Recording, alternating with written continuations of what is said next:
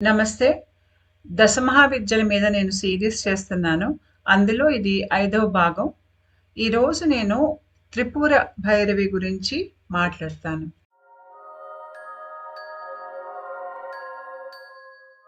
దశమహావిద్యల మీద ప్లేలిస్ట్ ఉంది. దయచేసి దీన్ని ఇంకా ఎక్కువగా ఈ విద్యల గురించి అర్థం చేసుకోవాలి, అవగాహన పెంచుకోవాలి అనుకున్న వాళ్ళు ఆ ప్లేలిస్ట్‌లో ఉన్నటువంటి వీడియోస్ చూడొచ్చు. అయితే 1 లేదా 2 జన్మల్లో మనల్ని మోక్షం కేసి తీసుకెళ్ళగలిగేటువంటి శక్తి ఈ విద్యలలో ఉంటుంది. గురువు గారి పర్యవేక్షణలో మనం ఏదో ఒక రూపానికి, శక్తి ఒక రూపానికి మనం సాధన చేసినట్టయితే అది మనం సాధన ప్రక్రియ మొదలైక కూడా చేయొచ్చు. ఆధ్యాత్మిక ప్రక్రియ మన దేహంలో. లేదు అంటే ప్రక్రియ మనకి మొదలు కాకున్నా కూడా ప్రక్రియని మొదలు పెట్టుకోవటానికి కూడా చేయొచ్చు. అలాంటి రూపమే త్రిపుర భైరవి ఒక రూపం. ఆవిడ సాధన వల్ల మన దేహంలో ఆధ్యాత్మిక ప్రక్రియ లేదు అంటే కుండలిని జాగృతం అనేది చిగురిస్తుంది.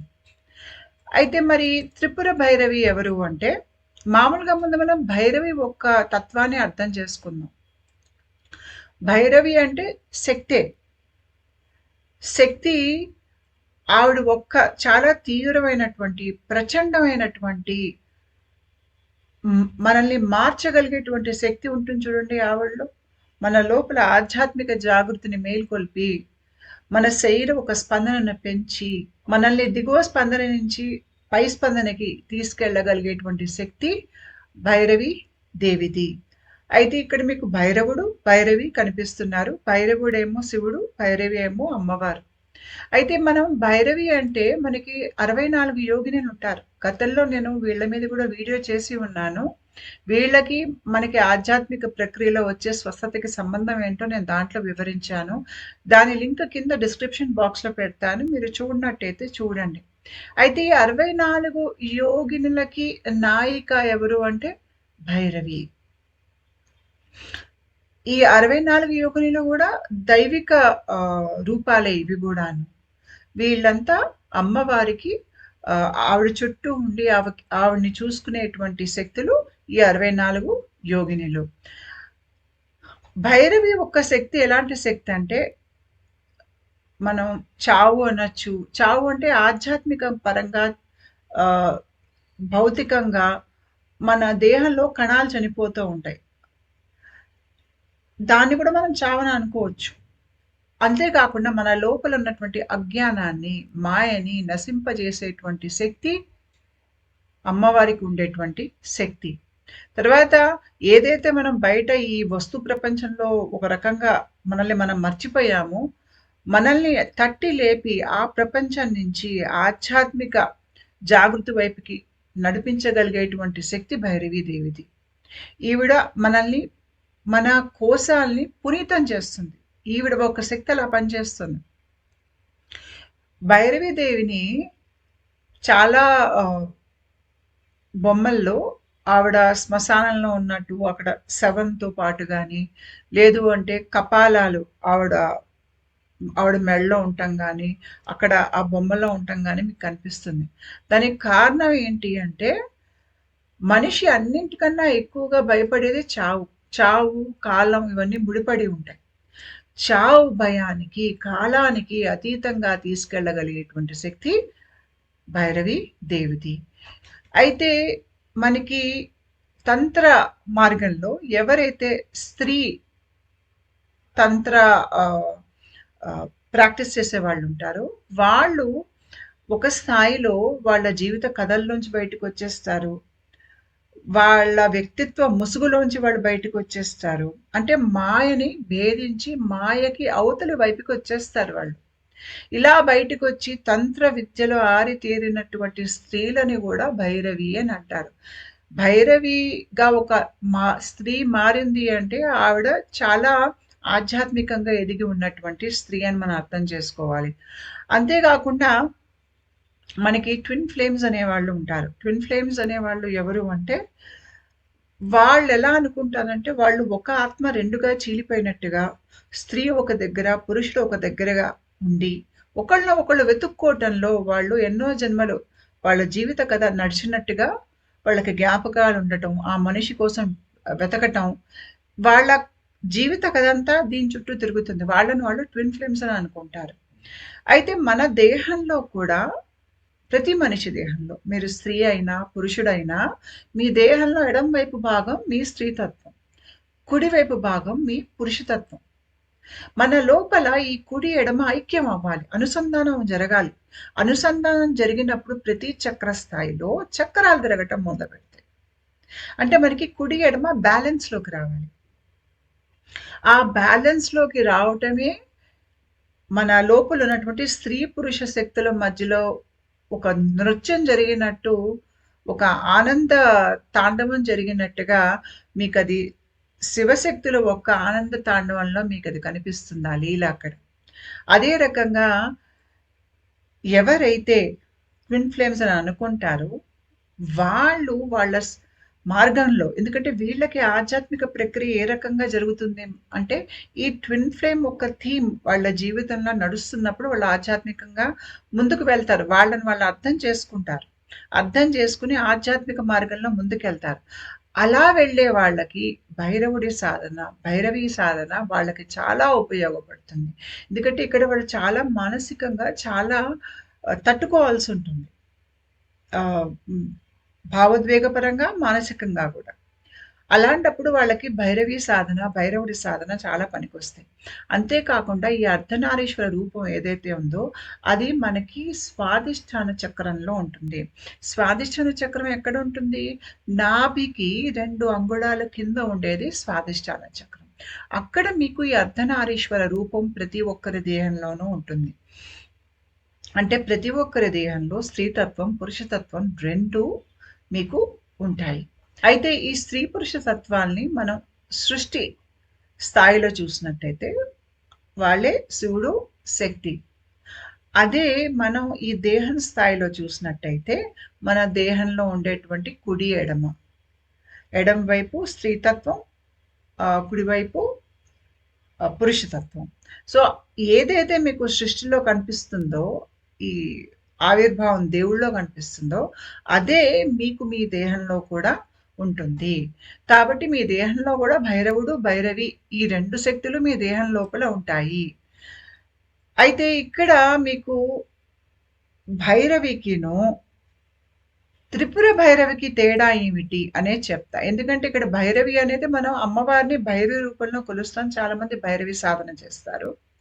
మరి భైరవికిను దశమహావిద్యల్లో ఉండేటువంటి త్రిపుర భైరవికి తేడా ఏంటో చెప్తాను. త్రిపుర భైరవి భైరవే. కాకపోతే ఇక్కడ త్రిపుర. త్రిపుర అంటే ఏంటి? 3 పురాలు. ఆ 3 పురాలు ఏమిటి అంటే వేకువ స్థితి, స్వప్న స్థితి, దీర్ఘ నిద్రావస్థ. ఈ 3 అవస్థలు మనకి తెలుసు. ప్రతి మనిషి వీటిని అనుభవిస్తారు.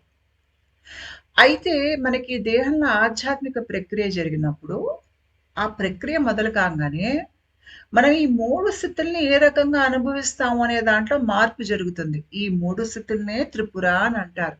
అంటే ఏదైతే భైరవి ఒక శక్తి ఉందో, మన దేహంలో ఆధ్యాత్మిక జాగృతి జరిగినప్పుడు, ఈ దశ మహావిద్య పరంగా వాడిని త్రిపుర భైరవి అని అంటారు. అంటే ఈ 3 పురాల్లో మార్పులు తీసుకొచ్చేది త్రిపుర భైరవి. మనకి ప్రక్రియ దేహంలో మొదలు కాంగానే సబ్‌కాన్షియస్ మైండ్ తెరుచుకుంటుంది. సబ్‌కాన్షియస్ మైండే మీ స్వప్న స్థితి. మీకేమవుతుందంటే అందులో నిగూఢంగా మీ గురించి ఎన్నో జన్మల విషయాలు దాగి ఉంటాయి. అవన్నీ బయటికి రావటం మొదలవుతాయి. స్వప్నాలు పెరిగిపోతాయి. మీకు శరీర స్పందన తెలుస్తుంది. చాలా శరీరంలో స్పందన మీకు ప్రవాహం పైకేసి వెళ్తోందన్న సంగతి మీకు తెలుస్తుంది. శరీరంలో వేడి పెరుగుతుంది. కుండలిని సింప్టమ్స్ అనేవి మొదలవుతాయి. తర్వాత ఇంకాస్త ముందుకెళ్ళాక దీర్ఘ నిద్రావస్థ కూడా మీకు ఈ స్థితులు ఉన్నాయి చూడండి. ఈ 3 స్థితుల మధ్యలో మీకు మార్పు చాలా తేలిగ్గా తెలుస్తుంది. మీరు చాలా ముందుకెళ్ళాక నిద్ర అవస్థలో ఉండేటువంటి ఆనందాన్ని ఇంకా ఎక్కువ పొందగలుగుతారు ఒక పై స్థాయిలో. అంత క్రితం మీరు నిద్రపోయి లేస్తే నిద్రపోయామని తెలుస్తుంది గానీ, నిద్రలో ఉన్నటువంటి ఆనందం చాలా ఎక్కువ ఆనందం. మీరు చాలా స్పందన పెరిగినప్పుడు మీకు ఇంకా బాగా అర్థమవుతుంది దాని ఆనందం. నిద్రలో ఉండేటువంటి ఆనంద స్థితి మీకు అది అనుభవంలోకి వస్తుంది అక్కడ. అయితే మనకి దేహంలో ఆధ్యాత్మిక ప్రక్రియ మొదలైనప్పుడు ఈ 3 స్థితుల మధ్యలో ఉండేటువంటి రేఖలుంటాయి చూడండి. ఆ రేఖలు కాస్త సన్నగిల్లటం మొదలవుతాయి. ఆ తెరలు ఏవైతే తెరలు మీకు వేకువకి, స్వప్న స్థితికి మధ్యలో ఉండేటువంటి తెరలున్నాయి. ఆ తెరలు పలచబడటం మొదలుపెడతాయి. ఇలాంటప్పుడే మీకు నంబర్ 3 అనేది కనిపిస్తుంది. చాలా మందికి ఆధ్యాత్మిక ప్రక్రియ జరిగేటప్పుడు వాళ్ళకి 3 అంకె కనిపిస్తుంది. 3, 33, 333 తరచుగా కనిపిస్తూ ఉంటాయి. ఈ అంకెని, ఈ 3ని నేను భైరవీ దేవితో నాకు అవి కనెక్షన్ కనిపిస్తుందక్కడ. నేను ఈ వీడియో గత వారం రోజులు బట్టి డిజైన్ చేస్తున్నాను. ఈ వీడియో డిజైన్ చేసినన్ని రోజులు నాకు ఆ మూడో నంబర్ అంక కనిపిస్తూనే ఉంది. రోజుకి 4, 5 సార్లు కనిపించింది. నాకు ఎప్పుడు ఈ మూడో అంక నేను త్రిపుర భైరవితో ఎందుకో నాకు కనెక్షన్ అనిపిస్తుంది అక్కడ. అయితే మనకి ఆధ్యాత్మిక ప్రక్రియ మన దేహంలో మొదలైనప్పుడు కూడా మనం అర్ధరాత్రి 3కి అంటే తెల్లారుతుంది అనగానే 3కి మనకి మెలకువ వస్తుంది. ఖచ్చితంగా చాలా మందికి 3 గంట కొట్టంగానే కళ్ళు తెరుచుకుంటాయి మనకి. ఎందుకు అంటే ఇక్కడ ఈ సమయంలో మనకి వేకువకి, స్వప్న స్థితికి మధ్యలో ఉండేటువంటి తెర సన్నగిల్లుతోంది. లేదంటే కరుగుతోంది. కరిగేసరికి మీకు ఆ స్వప్న స్థితిలో ఉన్నవన్నీ మీకు వేకువలోకొస్తున్నాయి.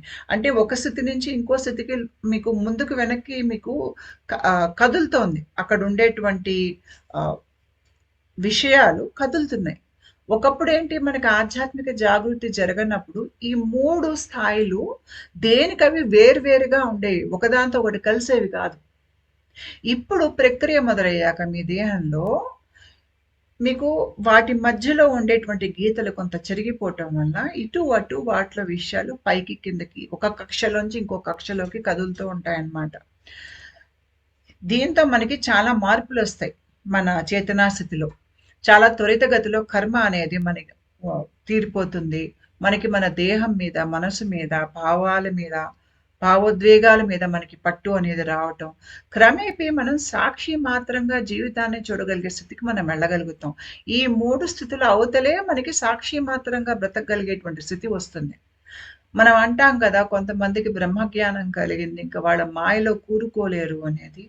అదెక్కడొస్తుందంటే వాళ్ళు ఈ 3 స్థితుల్ని దాటి సాక్షి మాత్రంగా జీవితాన్ని చూడగలిగేటువంటి స్థితి. అంటే అక్కడేంటి వాళ్ళు మాయని పసిగడుతున్నారు. మాయ వాళ్ళని ప్రలోభ పెట్టలేదు. వాళ్ళని మభ్యపెట్టలేదు. లోపలికి లాగలేదు వాళ్ళని. వాళ్ళు మాయకి మాయ అంటకుండా వాళ్ళు మాయలో ఉన్నా కూడా మాయ అంటకుండా బ్రతకగలుగుతున్నారు.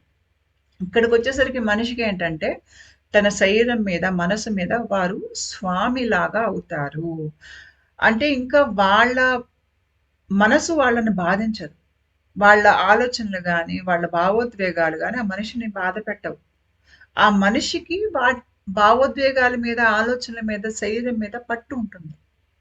ఇలాంటి వాళ్ళు యోగులవుతారు.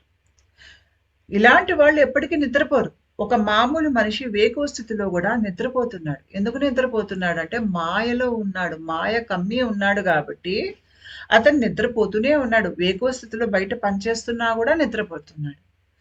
ఎవరైతే ఈ 3 స్థితుల్ని దాటి సాక్షి మాత్రంగా బ్రతకగలిగేటువంటి స్థితికి వస్తారో, మాయ అంటకుండా బ్రతుకుతారో, వాళ్ళు ఎప్పుడూ లేచే ఉంటారు. ఒకవేళ వాళ్ళ శరీరం నిద్రపోయినా గూడా అది యోగ నిద్ర అవుతుంది. వాళ్ళు వేకువ స్థితిలోనే ఉంటారు. ఎప్పటికీ వేకువ స్థితిలో ఉండే వ్యక్తికి మాయ అనేది కమ్మదు. నేను ప్రతి దశ మహావిద్య రూపాలని ఆ రూపంలో ఉండేటువంటి ధృవాలతో కలిపి చెప్తున్నాను. అంటే ఇక్కడ ధృవం ఏమిటి అంటే, ఒకటి ప్రచండగా ఉండేటువంటి శక్తి, భైరవీదేవి శక్తి. అంతేకాకుండా ఒక తల్లిలో ఉండేటువంటి కారుణ్యం, కాపాడేటువంటి తత్వం రెండూ కలగలిసినటువంటి శక్తి భైరవీదేవి శక్తి. అంటే ఒక ధ్రువమేమో తీవ్రమైనటువంటి ఒక ప్రచండ శక్తి, ఇంకో ధ్రువమేమో తల్లిలా కాపాడేటువంటి ఒక కరుణతో కూడినటువంటి శక్తి. ఈ 2 కలగలిస్తేనే మనకి ఆధ్యాత్మిక ప్రక్రియ సరిగ్గా జరుగుతుంది. అది ఎలాగో నేను వీడియోలో ముందు చెప్తాను. అయితే భైరవి అంటేనే ప్రతి కణంలో, మన దేహంలో ప్రతి కణంలో, ఈ సృష్టిలో ఉండేటువంటి ప్రతి వస్తువు, ఆ వస్తువులో ఉండేటి ప్రతి సెల్, ఆటము ప్రతి దాంట్లోనూ ఉండేటువంటి శక్తే భైరవి దేవి. ఆవిడ మన లోపల దిగువ స్థాయి అహంకారాన్ని పై స్థాయికి మార్చగలిగేటువంటి ట్రాన్స్‌మిటేషనల్ ఎనర్జీ భైరవీదేవిది. ట్రాన్స్‌మిటేషన్ అంటే ఒక స్థాయి చేతనా స్థితి నుంచి ఇంకో స్థాయి చేతనా స్థితికి రూపం మార్చగలిగేటువంటి శక్తి అనేది ఇక్కడ అర్థం వస్తుంది. ఈవిడ చావుని గూడా సిగ్నిఫై చేస్తారు. ఈవిడ మళ్ళీ పుట్టుకకు గూడా ఈవిడే.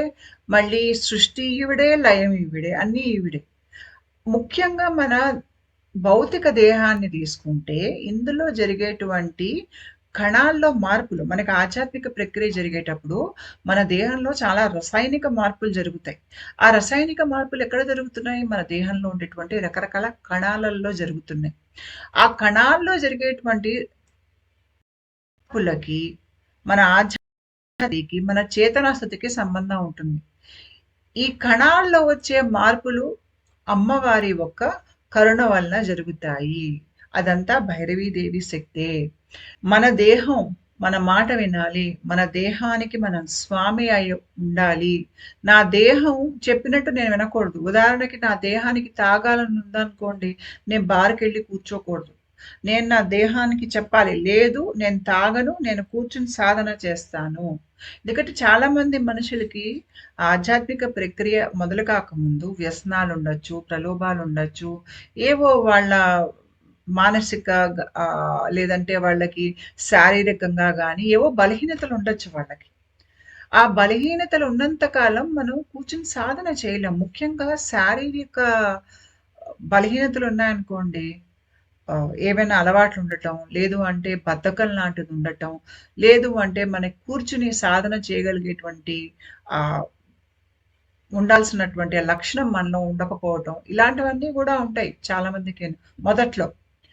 వీటిని అన్నిటిని మనలోంచి తీసేసేటువంటి శక్తి భైరవీ దేవిది. మన శరీరం మన మాట వినేటట్టు కూర్చుని అలాగా కూర్చుని మంత్ర సాధన చెయ్యాలి అంటే అలా కూర్చుని శరీరం అలా వింటుంది మన మాట. అలా చేయగలిగేటువంటి శక్తి భైరవీదేవిది. అందుకనే ఎవరైతే ఆధ్యాత్మిక ప్రక్రియ మొదలుపెట్టాలి, కాకపోతే అది చేసేంత క్రమశిక్షణ నాలో లేదు అనుకునే వాళ్ళుంటారు చూడండి, వాళ్ళు భైరవి సాధన చెయ్యాలి. ఈవిడ క్రియాశక్తి. క్రియాశక్తి అంటే ఏంటి అంటే, మన దేహంలో మనకి 3 శక్తులుంటాయి. ఇచ్ఛాశక్తి, క్రియాశక్తి, జ్ఞానశక్తి. వీటినే ఇంగ్లీష్‌లో మనం power of will, power of knowledge and then power of action అని అంటాం. అయితే ఆధ్యాత్మిక ప్రక్రియ జరక్కముందు మనకి 3 శక్తులు మనలో ఉన్నాయన్న సంగతి మనకి తెలియదు. ఆధ్యాత్మిక ప్రక్రియ మొదలయ్యే కొద్దీ ఈ శక్తులు మనలో ఉన్నాయన్న సంగతి మనకు అర్థం అవ్వటం మొదలుపెడుతుంది. దాంట్లో మొదట మనకి వచ్చేది క్రియాశక్తి అంటే పవర్ ఆఫ్ యాక్షన్. ఇక్కడ క్రియాశక్తి అనేది మన భౌతిక దేహంతో ముడిపడి ఉంటుంది. ఈ క్రియాశక్తిని మనం కైవసం చేసుకుంటాం. ఎలా? మనం భౌతిక దేహాన్ని మన అదుపులో పెట్టుకుని, అలవాట్లకి, దానికి ఉండేటువంటి బద్ధకానికి మనం లొంగకుండా, దాన్ని మన ఆధీనంలోకి తీసుకుని, మన మాట వినేటట్టుగా కొంతమందికి చాలా ఎక్కువ తినేస్తూ ఉంటారు. దాన్ని ఎలా మానుకోవాలో తెలీదు. తిండి అలవాట్ల సమస్య ఉంటుంది. ఇలా రకరకాల మనుషులకి రకరకాలవి దేహానికి సంబంధించినటువంటి అలవాట్లు, కొన్ని సమస్యలు ఉంటాయి. అయితే ఇవన్నీ ఏంటంటే ఆధ్యాత్మిక సాధనలో అవరోధాలయిపోతాయి. చాలా తినేసి ఊబకాయం వచ్చిందనుకోండి, కూర్చుని మనం దైవ జపం చేసుకోలేం మనం. మనకి ఎంతసేపటికి దృష్టి మనకి తిండి మీదే ఉంటుంది. ఇవన్నీ ఉంటే ఏంటంటే మన సాధన ముందుకెళ్ళదు. కాబట్టి ఇక్కడ మనకు కావాల్సిన క్రియాశక్తి. నేను నాకు ఉన్నటువంటి అధిక బరువుని తగ్గించుకోగలను. తిండి మీద ఉన్నటువంటి వ్యామోహాన్ని తగ్గించుకోగలను అని మనం మన లోపల పట్టుదల, దీక్ష పెంపొందించుకోవడానికి మనకి క్రియాశక్తి కావాలి. ఈ క్రియాశక్తి మనలో ఉంది. నేను చెయ్యగలను అనుకుంటూ మనం ముందుకెళ్ళినప్పుడు మనలో క్రియాశక్తి మేల్కొంటుంది. అది మనలో ఉందన్న సంగతి మనకి తెలుస్తుంది. అంతక్రితం వరకు మనకి తెలీదు. అంతక్రితం వరకు ఏంటంటే తిండి ఒక బలహీనతలో ముందు తిండి పెడితే అది తట్టుకోలేక తినేస్తూ ఉండేవాడు ఆ మనిషి. ఇప్పుడు లేదు, నన్ను నేను ఆపుకుంటాను. నేను అలాగా ఆహ్, నిలబడతాను. నాకా శక్తి నాలో ఉంది అని ఆ మనిషి గుర్తించటం, ఆ శక్తిని వాడుకోవటం ఉంది చూడండి. అది అతను క్రియాశక్తిని వాడుకుంటున్నాడు. ఈ క్రియాశక్తి, ఇచ్ఛాశక్తి, జ్ఞానశక్తి మనకి మూలాధార చక్రంలో ఉంటాయి. ఇక్కడ మీకు మూలాధారం మొదటి బొమ్మలో ఉంది. ఈ మొదటి బొమ్మలో మీకు ఒక ట్రయాంగిల్ కనిపిస్తోంది చూడండి. ఆ త్రిభుజమే మీకు ఇచ్ఛాశక్తి, క్రియాశక్తి, జ్ఞానశక్తి. ఇది ఎక్కడ అంటే మూలాధారంలో ఇది మన ఒక్క శక్తి. కానీ ఇదే త్రిభుజం మీకు సహస్రార చక్రంలో కనిపిస్తుంది. ఇక్కడ సహస్రార చక్రం మధ్యలో మీకు అక్కడ కూడా ఒక త్రికోణం ఉంది.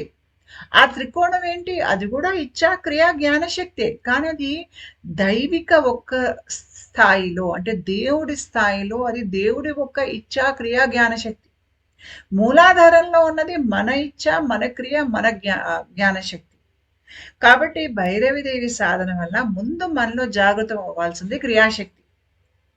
క్రియాశక్తి జాగృతం అయితే మనకి మన భౌతిక దేహం మీద పట్టు వస్తుంది. దానికి మనం స్వామి అవుతాం. అది మన మాట వింటుంది. అది వచ్చేది క్రియాశక్తి నుంచి. అమ్మవారు ఉండేది మూలాధార చక్రంలో. ఎందుకు మూలాధార చక్రం అంటే ఈవిడ తపశ్శక్తిని పెంచుతారు. తపశ్శక్తి అంటే ఏంటంటే మనం చేసేటువంటి రకరకాల ఆధ్యాత్మిక సాధన వల్ల, అంటే ఎలాంటి సాధన అంటే మంత్ర జపాలు అవ్వచ్చు, మీరు ధ్యానం చేయొచ్చు, పూజలు చేయొచ్చు, లేదు అంటే ఉపవాసాలు ఉండటం, దీక్షలు తీసుకోవటం, మన పూర్వీకులు ఒక కర్మని తీసేసేటువంటి కొన్ని పద్ధతులు ఉంటాయి, అవి చేయటం, ప్రకృతితో ముడిపడి బ్రతకటం, యోగా చేయటం, రకరకాల బంధాలు, శ్వాసకి సంబంధించినటువంటి విషయాలు, ఇలాంటివన్నీ చేస్తున్నప్పుడు ఏమవుతుందంటే మన దేహంలో తపశ్శక్తి అనేది పెరుగుతుంది. ఈ తపశ్శక్తి వలన ఏమవుతుందంటే మన దేహంలో ఉండేటువంటి పంచభూతాల్లో మార్పులు వస్తాయి. మన ప్రతి చక్రంలో, అంటే కింద నుంచి పైన విశుద్ధి వరకు 5 చక్రాల్లో పంచభూతాలు ఉంటారు. అంటే మనకి మూలాధారంలో పృథ్వీతత్వం, స్వాదిష్టాన చక్రంలో జలతత్వం, మణిపూరకం అది మనకి కడుపు భాగంలో ఉంటుంది. అది అక్కడ మీకు ఉండేటువంటిది అగ్నితత్వం.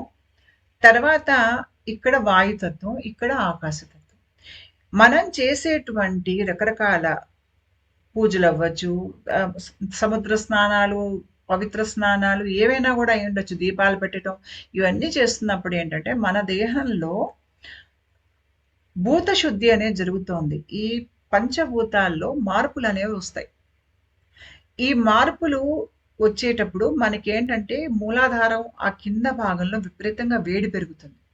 మీకు వెన్ను కింద భాగం నుంచి పైకేసి చాలా తీవ్రంగా వేడి అనేది మీరు ఆధ్యాత్మికంగా ఎదిగే కొద్దీ పొత్తి కడుపు భాగంలో అంతా చాలా వేడి ఎక్కువ ఉంటుంది మీకు. అంతేకాకుండా వెన్నులో కూడా వేడి పైకి వెళ్తుంది. ఇది తపశ్శక్తి. ఈ తపశ్శక్తిని మనలో పెంచి మన లోపల భూత శుద్ధి చేయగలిగేటువంటి శక్తి భైరవీదేవి శక్తి. ఈ భూత శుద్ధి జరిగాకే మన దేహానికి పై స్థాయి స్పందనని అందుకోగలిగేటువంటి శక్తి మనకు వస్తుంది.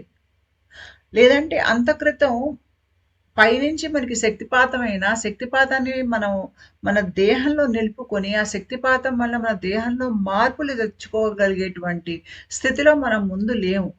మనకు అర్హత లేదు కాబట్టి మనకి శక్తిపాతం వచ్చేది కాదు.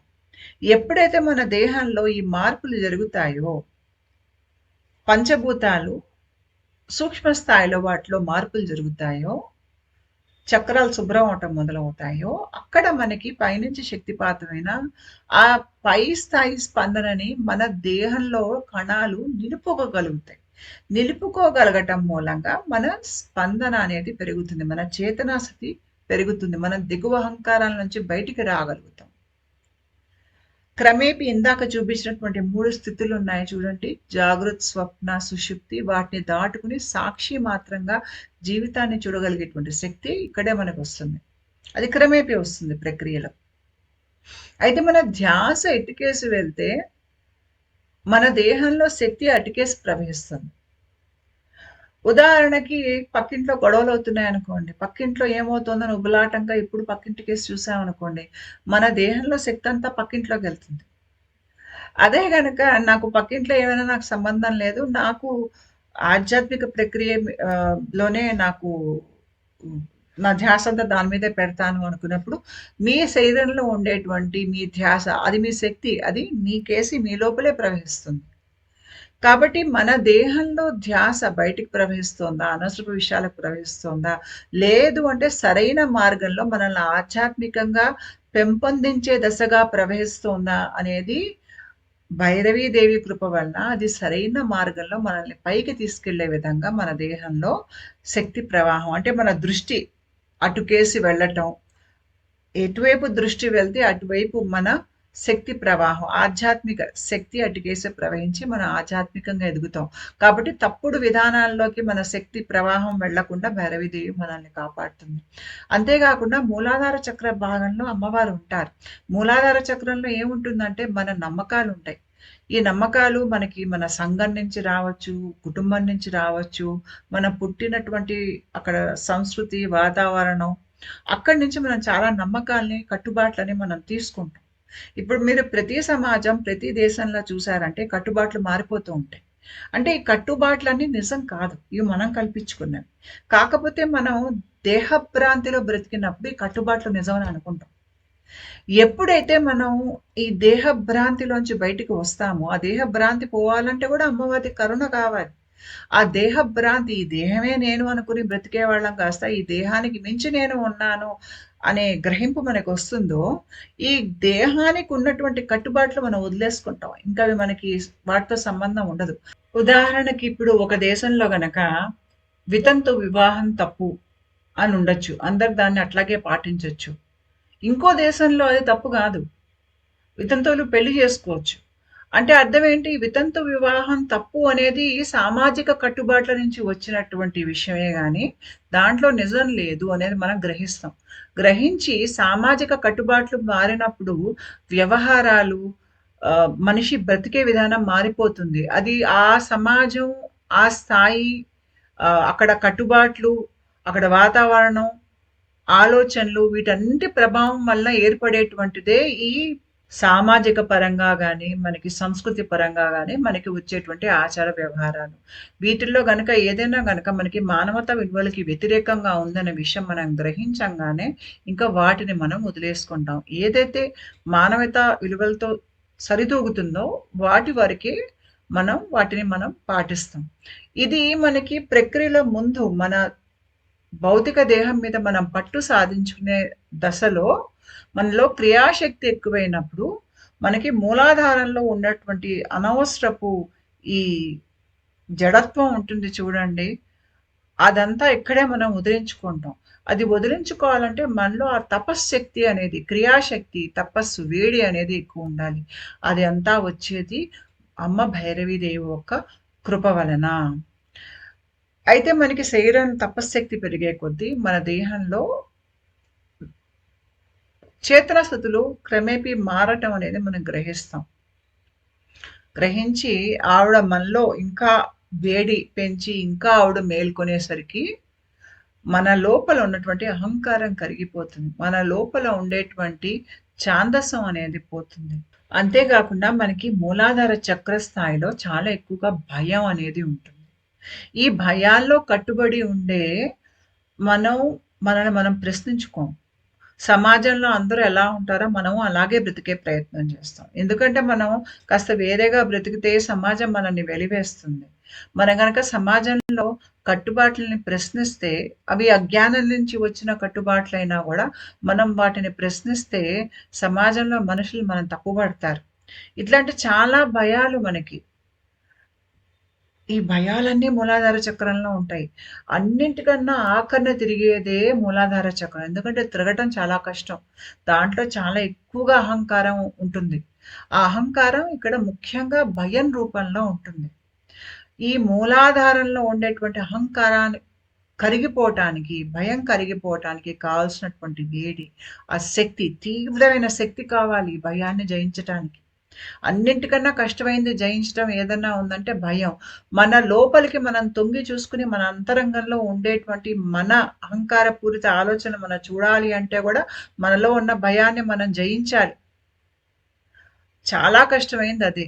ఈ భయాన్ని జయించగలిగే శక్తి ఇచ్చేదే మనకి భైరవీదేవి.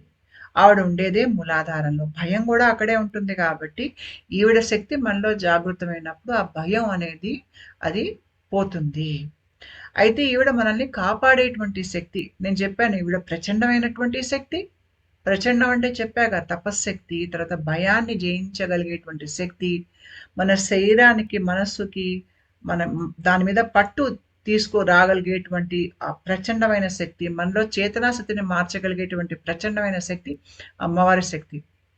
అంతేకాకుండా మనకి ఆధ్యాత్మిక పదంలో ఉండేటువంటి అవరోధాల్ని తొలగించి, మనలో ఉన్నటువంటి చేతనా స్థితిని పెంచి, మనలో ఉన్నటువంటి మన మనస్సుని, దాన్ని గూడా పెంచి, పెద్దదిగా చేసి, మన దృష్టి ఏ రకంగా మనల్ని మనం చూసుకుంటాం, ఏ రకంగా లోకాన్ని చూస్తాం, దాంట్లో చాలా త్వరితగతిలో ఒక ఆరోగ్యకరమైనటువంటి మానసిక స్థితి, కరమైనటువంటి దేహస్థితి, ఆరోగ్యకరమైనటువంటి ఒక భావోద్వేగ స్థితి మనలో కల్పించగలిగేటువంటి శక్తి అమ్మవారి శక్తి. ఆవిడ చేతిలో మీకు జ్ఞానానికి సంబంధించినటువంటి పుస్తకం ఉంటుంది. మీకు ఆవిడ చేతిలో ఇది మాల అనేది ఉంటుంది. అంతేకాకుండా ఈవిడ మనలో ఉన్నటువంటి అంధకారాన్ని తొలగించి దాని లోపల వెలుగుని నింపగలిగేటువంటి శక్తి కూడా ఈవిడే. ఎందుకంటే ఈవిడ తేజస్సు. ఈవిడ మన లోపల ఉండేటువంటి తేజస్సు. తేజస్సు అంటే మనకి అగ్నికి ఒక సూక్ష్మ రూపమే తేజస్సు. అదేంటో నేను వీడియోలో ముందు చెప్తాను.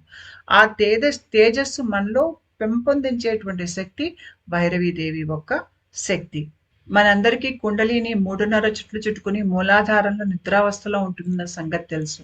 అదే ఇక్కడ మీరు చూస్తున్నారు. అయితే ఇక్కడ కనిపించేటువంటి త్రికోణం మూలాధారంలో ఇందాక నేను చెప్పినటువంటి త్రికోణం ఉంది చూడండి. ఇచ్చా, క్రియ, జ్ఞానశక్తి త్రికోణం. ఆ త్రికోణం లోపలే మీకు 3.5 చుట్లు చుట్టుకున్నటువంటి కుండలిని పాము నిద్రావస్థలో ఉంటుంది. ఈ నిద్రావస్థలో ఉన్నటువంటి కుండలిని పామే భైరవీదేవి. నేను గతంలో లలితా త్రిపుర సుందరి మీద వీడియో చేశాను. అక్కడ నేను మీకు చెప్పాను. ఈ కుండలిని పాము లలితా త్రిపుర సుందరి అని. ఆవిడ మీకు మేల్కొని మీకు పైకేసి వచ్చి, అంటే ఆ పాము మేల్కొని మీకు వెన్నులో పైకేసి వచ్చి, ఇక్కడ బుద్ధి చక్ర ఉంటుంది. ఈ స్థాయి దాటి వెళ్ళినప్పుడు ఇక్కడ మీకు ఆ పాము లలితా త్రిపుర సుందరి రూపంలో కనిపిస్తుంది. అంటే ఆవిడ ఇక్కడికొచ్చినప్పుడు ఆ కుండలిని శక్తి ఆవిడ లలితా త్రిపుర సుందరి. కానీ ఆవిడ నిద్రావస్థలో ఉన్నప్పుడు, నిద్రావస్థలో ఎప్పుడు ఉంటుంది అంటే మనుషుల ఆధ్యాత్మిక ప్రక్రియ కాని క్రితం. నిద్రావస్థలో ఉన్నంత కాలం మన లోపల ఆధ్యాత్మిక ఒక లేవాలి, మేల్కోవాలి అనేది మనకి రాదు. ఆవిడ ఇంకా నిద్రలోంచి లేస్తుంది అనంగా, లేదు అంటే మనకి గత జన్మల పుణ్యఫలంగా మనలో ఆ సంకల్పం అనేది ఏర్పడి మనం ముందుకు వెళ్ళినప్పుడు ఆవిడ శక్తి మనలో లేస్తుంది. లేచి మనని మోక్షం కేసి తీసుకెళ్తుంది. ఆవిడ సహస్ర చక్రంలో బిందువు ఉంటుంది. ఆ బిందువులోకి ఆవిడ పైన రెండో బొమ్మలో చూడండి, మీకు మధ్యలో ఎర్రటి ఒక చుక్క కనిపిస్తుంది. అది సహస్ర చక్ర బిందువు. దాంట్లోకి వెళ్ళి ఐక్యమైపోతుంది. అక్కడ పరమశివుడు ఉంటాడు. అక్కడ మనకి సమాస్థితులు అనేవి జరుగుతాయి అప్పుడు. అయితే ఆవిడ లేవని క్రితం, అంటే మన లోపల ఉన్నటువంటి శక్తి ఇంకా నిద్రావస్థలో ఉంది. మన లోపల ఉన్నటువంటి శక్తే ఈ భైరవి దేవి. అంతేకాకుండా ఈవిడ తేజస్సు ఒక్క శక్తి. ఇక్కడ చూడండి, మొదటి బొమ్మలో అమ్మవారి చుట్టూ మీకు అగ్ని కనిపిస్తుంది. ఈ అగ్ని ఏంటంటే తేజస్సు. తేజస్సు అంటే మనం అగ్ని ఒక సూక్ష్మ రూపాన్ని తీసుకుంటే అది తేజస్సు. మనకి మన శరీరంలో వేడిలాగా రకరకాల చోట్ల గోచరిస్తుంది. దాన్ని మనం తేజస్సు అని అనుకోవచ్చు. ఈ వేడి మనకి మూలాధార చక్రంలో ఉంటుంది. ఈ మూలాధార చక్రంలో ఇక్కడ మీకు ఈ మూలాధార చక్ర భాగంలో మీకు కందర్ప వాయువు అనేది ఉంటుంది. వాయువు అంటే తెలుసు మీకు, అది ఇంచుమించు ఒక వాయువు తిరగటం, గాలి తిరగటంలాగా మీకు శరీరం లోపల మూలాధార భాగంలో అంటే వెన్ను కింద భాగంలో మీకు ఇట్లాగా తిరుగుతూ వాయువ మీకు తెలుస్తుంది. తిరుగుతోంది అక్కడ. అప్పుడప్పుడు చాలా ఎక్కువ తిరుగుతున్నట్టుగా ఉంటుంది. దీన్ని మనం కందర్ప వాయువు అని అంటాం. ఇది ఇన్‌ఫ్రారెడ్ జోన్. ఇది ఎలా ఇన్‌ఫ్రారెడ్ జోన్ అంటే నేను గతంలో ఒక వీడియో చేశాను. దాని లింక్ నేను డిస్క్రిప్షన్ బాక్స్‌లో పెడతాను. ఇక్కడ కనిపించేది లైట్ స్పెక్ట్రమ్. లైట్ స్పెక్ట్రమ్‌లో మీకు రేడియో వేవ్స్ ఉంటాయి, మైక్రోవేవ్స్ ఉంటాయి, విజిబుల్ లైట్ స్పెక్ట్రమ్ ఉంటుంది, ఎక్స్ రేసు, గామా రేసు. మన సృష్టి అంతా ఈ వెలుగు రేఖ మీదే ఏర్పడి ఉంటుంది. ఎక్కడైతే మీకు విజిబుల్ లైట్ స్పెక్ట్రమ్ అంటే ఎక్కడైతే మీకు రంగులు కనిపిస్తున్నాయో అదే విజిబుల్ లైట్ స్పెక్ట్రమ్. ఆ రంగులే మన చక్రాల్లో ఉంటాయి.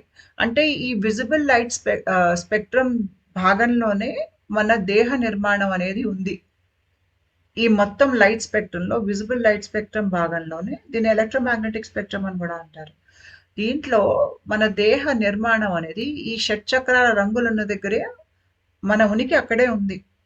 అయితే మొదటి బొమ్మలో చూసారంటే మూలాధార చక్రం యొక్క ఎర్ర రంగు కింద ఇన్‌ఫ్రారెడ్ జోన్ ఉంది. ఈ ఇన్‌ఫ్రారెడ్ జోను చాలా వేడి ఉంటుంది. దాని తత్వమే వేడి. ఇదెక్కడుంటుంది అంటే మనకి వెన్ను కింద భాగంలో ఇంకా కాస్త కొద్దిగా కిందకెళ్తే అక్కడ ఈ వేడి మనలో ఉంటుంది. ఈ వేడే ఇది మనలో ఉన్నటువంటి భైరవిదేవి యొక్క తపశ్శక్తి మనకి అక్కడ వేడిలా గోచరిస్తుంది. అయితే ఈ వేడి వల్లనే మనకి మూలాధారం కింద కందర్ప వాయువులనేవి తిరుగుతూ ఉంటాయి ఇట్లాగా. మనకి ఆధ్యాత్మిక ప్రక్రియ మొదలైనప్పుడు మనకి బాగా అనుభవంలోకొస్తాయి. ఈ కందర్ప వాయువు ఎర్ర రంగులో ఉంటుంది. మనకు మూడో కంట్లో కనిపిస్తే. అంతేకాకుండా ఈ కందర్ప వాయువుకి మన లోపల ఉన్నటువంటి కోరికలకి సంబంధం ఉంటుంది. ఎవరిలో అయితే కోరికలు ఇంకా చాలా తీవ్ర స్థాయిలో ఉంటాయో, వాటి మీద ఇంకా వాళ్ళు పట్టు తెచ్చుకోకుండా వాళ్ళకి దేహంలో వాయువులు తిరగటం వాళ్ళకి తెలిసిందనుకోండి, అలాంటి వాళ్ళకి కందర్ప వాయువు బాగా తిరగటం తెలుస్తుంది. ముఖ్యంగా కొంతమందికి రకరకాల డ్రగ్స్ తీసుకోవటం వలన గూడా వాళ్ళ దేహంలో ఆధ్యాత్మిక ప్రక్రియకి సంబంధించినటువంటి లక్షణాలు వాళ్ళకి అనుభవంలోకొస్తాయి. ఇలాంటి వాళ్ళకి గూడా ఈ కందర్ప వాయువు చాలా తీవ్రంగా తిరుగుతుంది. ఎందుకు తిరుగుతుందంటే వీళ్ళ దేహం మీద పట్టు తెచ్చుకోకుండా వీళ్ళేవో మాదక ద్రవ్య పదార్థాలని స్వీకరించటం మూలంగా దాని ప్రభావం మూలంగా దేహంలో ఆధ్యాత్మిక ప్రక్రియ మొదలవుతుంది. అలా గూడా మొదలవుతుంది. అలా మొదలవుతుంది గానీ, వీళ్ళ దేహం ఇలాంటి ప్రక్రియ కోసం ఇంకా సిద్ధంగా లేదు. వాళ్ళ మాదక పదార్థాలు ఎందుకు తీసుకున్నారు అంటే, ఏదో అలౌకిక అనుభవాలొస్తాయి. ఏదో ఆనందం పొందుదాం డ్రగ్స్ తీసుకొని అనేటువంటి ఒక ధోరణిలో వాళ్ళవి తీసుకుంటారు. కాకపోతే అలాంటి వాళ్ళకి కూడా బహుశా వాళ్ళకి గత జన్మలో ఆహ్, కర్మ వలనో లేదంటే ఇంకేదో కారణం వలనో వాళ్ళకి ఆ రకంగా గూడా కుండలిని లేస్తుంది. లేస్తుంది గానీ, వీళ్ళకి శరీరం మీద పట్టు లేదు. పైగా వీళ్ళకి ఇంకా ఏంటంటే, కోరికలు చాలా తీవ్ర స్థాయిలో ఉన్నాయి. కోరికల మీద వాళ్ళు పట్టు తెచ్చుకోలేకపోయేసరికి, వాళ్ళకేమవుతుందంటే, కందర్ప వాయువు తీవ్రంగా తిరుగుతుంది కింద. ఆ చాలా తీవ్రంగా తిరిగేసరికి కుండలిని లేచాక ఏ మార్గం గుండా అయితే పైకి వెళ్ళి ఇక్కడ సహస్రార చక్రంలో పరమశివుడిని చేరాలో, ఈ బిందువులోకి వెళ్ళాలో, దాంట్లోకి వెళ్ళకుండా ఇంకా వేరే మార్గాలుంటాయి. తప్పుడు మార్గాల్లోకెళ్ళిపోవచ్చు. దానివల్ల సమస్యలొస్తాయి. కాబట్టి ఈ కందర్ప వాయువు మరీ తీవ్రంగా తిరగకుండా మనలో కోరికలు అదుపులో ఉండి, ఆధ్యాత్మిక ప్రక్రియ మనం మొదలు పెడుతున్నాము అంటేనే మనకి కొంతవరకు మన దేహం మీద, మన కోరికల మీద మనకి పట్టు ఉండాలి. ఆ పట్టు మనకి వచ్చిందనుకోండి, కందర్ప వాయువు అలా తిరగదు ఇష్టం వచ్చినట్టు. అది సరిగ్గా ఎంత తిరగాలో అంతే తిరుగుతుంది. అప్పుడు కుండలిని లేచిందనుకోండి, తిన్నగా సుషుమ్న నాడిలోకెళ్తుంది. తప్పుడు నాడుల్లోకెళ్ళదు. కాబట్టి ఈ కందర్ప వాయువు ఎంత తిరగాలో అంతే తిరిగేటట్టుగా, అతిగా తిరగకుండా, దాని మీద మనకి పట్టు, మన కోరికల మీద పట్టు వస్తే మనకి కందర్ప వాయువు అదుపులో ఉంటుంది. ఆ రకంగా భైరవీదేవి ఆవిడ శక్తి మనల్ని కాపాడుతుంది. అయితే మన దేహంలో ఈ మూలాధార చక్రం కాస్త కిందే మనకి ఇన్‌ఫ్రారెడ్ జోన్ ఉండటం వలన ఆధ్యాత్మిక ప్రక్రియ మొదలయ్యేటప్పుడు మీకక్కడ చాలా తీవ్రమైనటువంటి వేడి అనేది బాగా తెలుస్తుంది. మీలో తపశ్శక్తి పెరిగే కొద్దీ ఈ వేడి ఇంకా ఇంకా పెరుగుతుంది. ఇది ఏమి వేడి అంటే భైరవీదేవి వేడిది. ఆవిడే తపశ్శక్తి మన దేహంలో. మనకి ఓజస్సు, తేజస్సు, తర్వాత ప్రాణ అనేవి ఉంటాయి మన దేహంలో. ఓజస్సు అనేది మన శరీరం, మనసు బలంగా ఉండేటట్టుగా పనిచేస్తుంది. ఇది ఎక్కడి నుంచి వస్తుందంటే, మన దేహంలో ఉండేటువంటి సెక్షువల్ ఫ్లూయిడ్సే ఇది ఓజస్సుగా మారతాయి. తర్వాత ఈ తేజస్సు అనేది మన లోపల ఉన్నటువంటి అగ్ని. మన లోపల ఉన్నట్టు అగ్నే మళ్ళీ తెలివి గూడాను. మనలో ఉన్నటువంటి బుద్ధి, మనలో ఉన్నటువంటి తెలివి, మనలో ఉండేటువంటి మానసిక స్పష్టత, మనలో ఉండేటువంటి ఒక రకమైనటువంటి క్రమశిక్షణ ఇదంతా మనకి అగ్నితత్వం నుంచి వస్తుంది. ఆ అగ్నితత్వం ఒక సూక్ష్మ రూపమే తేజస్సు. ఈ తేజస్సు ఎలాంటి తేజస్సు అంటే, మన దేహాన్ని, మనసుని పునీతం చేసేటువంటి అగ్నే తేజస్సు. మనల్ని పునీతం చేసి, మనల్ని మారుస్తుంది. ఇది అలాంటి అగ్ని ఇది. ఈ వేడి మనలో ఉంది కాబట్టే, మనం తిన్న ఆహారం జీర్ణమవుతుంది. ఈ వేడి మనలో ఉంది కాబట్టే, మనం చాలా స్పష్టంగా, తెలివిగా ఆలోచించగలుగుతున్నాం. బుద్ధి బాగా పనిచేస్తోంది. మన లోపల, మన కంటి వెనుక మనకొచ్చేటువంటి వెలుగు, మన చర్మం కాంతి ఇదంతా మనలో తేజస్సు. ఎవరినైనా మీరు బాగా పెద్ద మేధావుల్ని చూసినా, పండితుల్ని చూసినా వాళ్ళ కళ్ళల్లో తేజస్సు ఉంటుంది. ఏదో దీపపు ఒత్తులు పెట్టి దీపం వెలిగించినట్టుగా వాళ్ళ కళ్ళు ఇలాగా ప్రకాశవంతంగా ఉంటాయి. వాళ్ళ చర్మం ప్రకాశిస్తూ ఉంటుంది. వాళ్ళేమి క్రీములు, లోషన్లు రాసుకోరు. అయినా దేహంలోంచి మెరుపొస్తూ ఉంటుంది చర్మంలోంచి. అది ఏమిటి అంటే ఈ తేజస్సు. ఈ తేజస్సే తపశ్శక్తి. ఈ తపస్సు ఏంటంటే మన దేహంలో ఉండేటువంటి విష పదార్థాలని కూడా కాల్చేసేటువంటి శక్తి ఈ తపశ్శక్తికి ఉంటుంది. మన దేహంలో తపశ్శక్తి ఇలా బలంగా వేడిగా ప్రవహించిందనుకోండి, కాలుతోందనుకోండి, మనకి నెగెటివ్ ఆలోచనలు, నెగెటివ్ భావోద్వేగాలు మన లోపల నిలవవు. అవన్నీ దగ్ధమైపోతాయి. ఈ అగ్నిలో అన్నిటిని కాల్చేసేటువంటి శక్తి ఈ తపశ్శక్తికి ఉంటుంది. మళ్ళీ ప్రాణ అంటే అది మన గాలి పీల్చుకోవటం, మన దేహంలో ప్రాణ కదలికలు ఇదంతా ప్రాణతో ముడిపడి ఉంటుంది. అయితే మనకి ఓజస్సు, తేజస్సు, ప్రాణ ఇవి మన ప్రక్రియలో మనం ముందుకెళ్తున్నప్పుడు వీటిలో మార్పులు వస్తూ ఉంటాయి. ఈ ప్రాణ అనేది మన జీవపు శక్తి ఒక్క సూక్ష్మ రూపమే ప్రాణ. మనం కదలాలన్నా, ఏ విషయాన్ని అర్థం చేసుకోవాలన్నా, మన శరీరం, మనసు బలంగా ఉండాలన్నా, మన చేతనా స్థితి పెరగాలన్నా, ఇవన్నీ మనకి ఈ ప్రాణశక్తి నుంచి వస్తాయి. ప్రాణశక్తి మార్పులే మీకు ఎక్కువగా ఆధ్యాత్మిక ప్రక్రియలో కూడా మీకు తెలుస్తాయి. అయితే ఇందాక నేను చెప్పినటువంటి తేజస్సు, తపశ్శక్తి. ఈ తపశ్శక్తి ఏంటంటే మన లోపల ఉన్నటువంటి కణాల్లో ఉండేటువంటి విష పదార్థాలని దగ్ధం చేసేస్తుంది. మన మానసిక రుగ్మతలు, మనకి ఏవో ఆశాపాశాలు ఉంటాయి. వాటిని దగ్ధం చేసేస్తుంది. మన పూర్వీకుల నుంచి వచ్చేటువంటి కర్మ రుణాలను కాల్చేస్తుంది. మన కోరికల్ని కాల్చేస్తుంది. మనకి ఏదైతే ఒక ప్రోగ్రామింగ్ ఉంటుందో, ఒక ఇంట్లో పుట్టినందుకు, ఒక వాతావరణంలో పెరిగినందుకు, మనం ఏదైతే అహంకార పూరిత ఆలోచనల్ని మనం నింపుకుంటామో, వాటిని దగ్ధం చేసేసే శక్తి కూడా ఈ తపశ్శక్తికి ఉంటుంది. అంతేకాకుండా మనలో క్రమశిక్షణ, ఒక ధైర్యం, ఒక స్పష్టతను తీసుకొచ్చేదే అమ్మవారి భైరవీదేవి ఒక తపశ్శక్తి, ఒక మహత్యం. అయితే నేను ఆధ్యాత్మిక ప్రక్రియ మన దేహంలో జరుగుతున్నప్పుడు, మన దేహంలో స్పందన పెరిగేటప్పుడు ఏమవుతుందంటే, మన దేహంలోంచి ఆరిక్ ఫీల్డ్ అనేది ప్రవహిస్తుంది. ఈ ఆరిక్ ఫీల్డ్‌ని మనం వ్యాన వాయువు అని కూడా అంటాం. లేదంటే ఎలక్ట్రోమాగ్నెటిక్ ఫీల్డ్ అని కూడా అంటాం.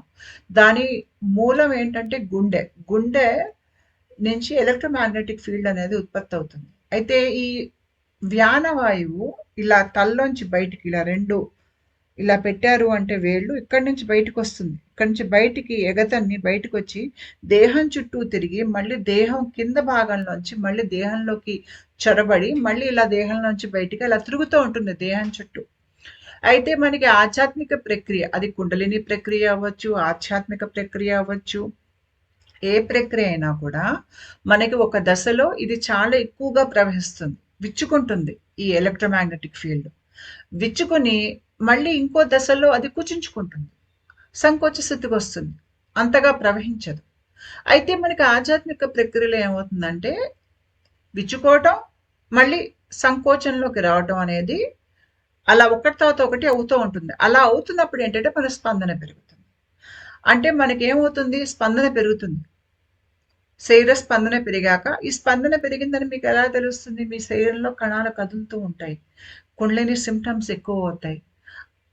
అలాంటప్పుడు మీ చేతన స్థితి మారుతుంది. మీ చేతన స్థితి మారినప్పుడు ఏమవుతుందంటే, మీ ఆలోచించే విధానం మారిపోతుంది. మీరెప్పుడు చెప్పుకుంటారా, నేను గతంలో ఉండేటట్టుగా ఈరోజు లేను. నేనిప్పుడు మనిషిని పూర్తిగా మారిపోయాను అంటే, ఎలా మారిపోతారు? మీ స్పందన పెరిగితే మీరు మారతారు. లేకపోతే మీరు మారరు. ఈ స్పందన ఎలా పెరుగుతుంది అంటే, ఈ ఎక్స్‌పాన్షన్, కాంట్రాక్షన్ ఏదైతే అవుతుందో, సంకోచం తర్వాత ఈ మీకు విచ్చుకోవటం ఏదైతే జరుగుతుందో ఒక తర్వాత ఒకటి, దాని మూలంగా మీకు స్పందనా శక్తి పెరిగి మీ చేతనా స్థితి మారుతోంది. ఆలోచించే విధానం మారిపోతుంది. మీరు మారిపోతున్నారు.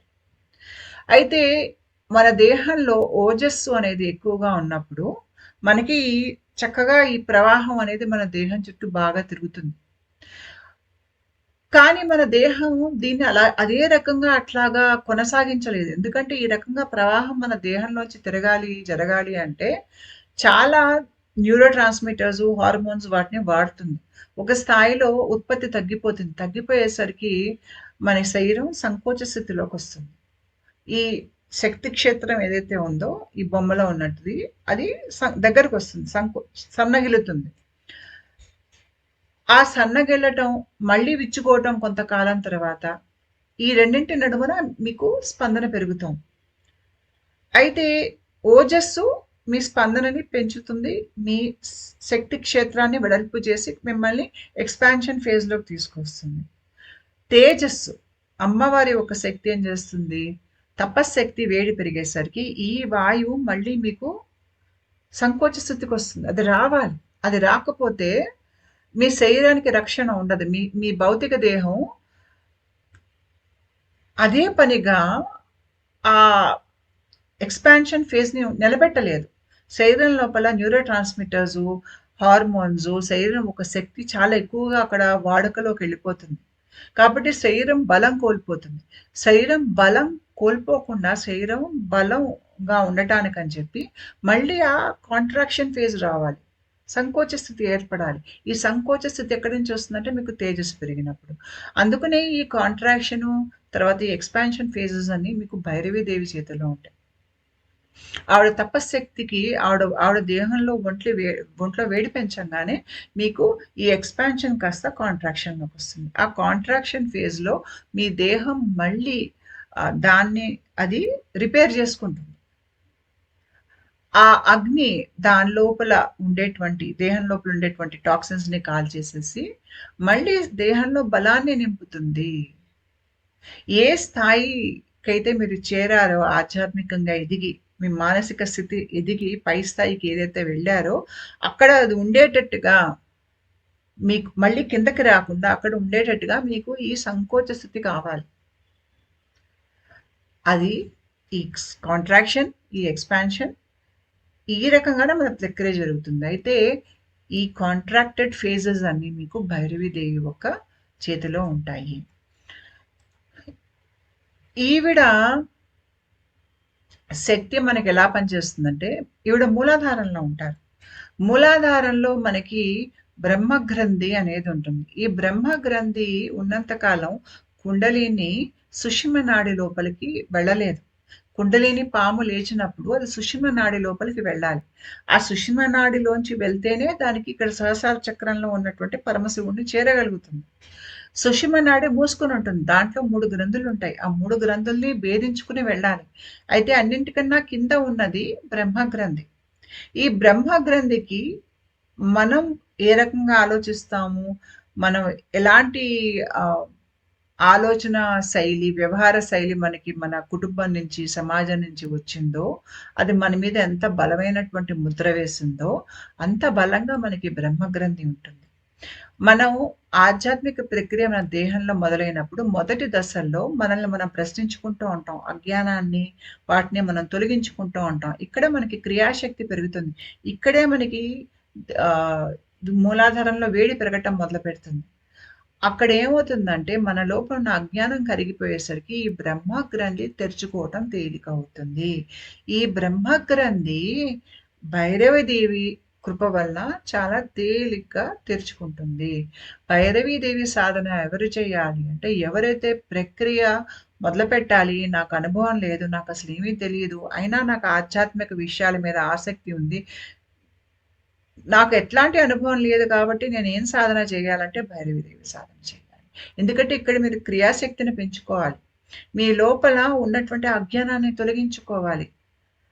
ఆ దిగువ స్థాయి అహంకారాల నుంచి ముందు కాస్త బయటికి చేరాలి. మీకు మీ కోరికల మీద అదుపు రావాలి. మీకు మీ శరీరం మీద అదుపు రావాలి.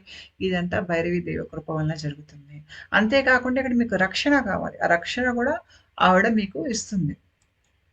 అయితే భైరవీదేవిది మనం శబ్ద రూపంలో ఆవిడ శక్తిని గనక చూస్తే, మనకి శబ్దం 4 రకాలుగా ఉంటుంది. పర, పశ్యంతి, మధ్యమ, వైఖరి. అంటే మనకి కింద నుంచి ఇది ఏంటి అంటే ఎలక్ట్రోమాగ్నెటిక్ స్పెక్ట్రమ్. కింద నుంచి పైకేసి మీకు శక్తి ప్రవాహం వచ్చినప్పుడు, అంటే ఏదైతే ఇంకా ఆవిర్భావంలోనికి రానటువంటి శబ్దం ఉందో అది పర. అంటే ఈ పరా శబ్దం మనకు వినపడదు. ఎవరికీ వినపడదు. ఈ పర ఏంటంటే ఒక రకంగా మనకి కారణలోకాల్లో మీకు అక్కడ అంటే మీకు ఈ విశ్వంలో ఒక చాలా సూక్ష్మ స్థాయిలో మీకు మంత్రాలు అనేవి వినిపిస్తాయి. ఇవి యోగులకు మాత్రమే వినిపిస్తాయి. మామూలు వ్యక్తులకు వినపడవు. అంటే మనం ఈ సృష్టిలో ఉండేటువంటి శబ్ద బ్రహ్మ లేదంటే ప్రణవనాదం అంటాను చూడండి. ఈ సృష్టిలో ఎన్నో వేల మంత్రాలున్నాయి. ఈ వేల మంత్రాలు మీకు నిత్యం ఈ సృష్టిలో వినిపిస్తూనే ఉంటాయి.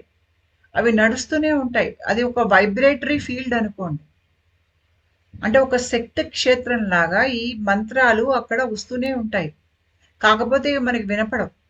ఇవి యోగులకు మట్టుకే వినిపిస్తాయి. ఈ పరావాక్కు భైరవీదేవి. మనకి ఏ స్థాయిలో వినిపిస్తాయి ఇవి ప్రక్రియలో అంటే నేను కాస్త ఈ వీడియోలో ముందుకెళ్ళాక చెప్తా.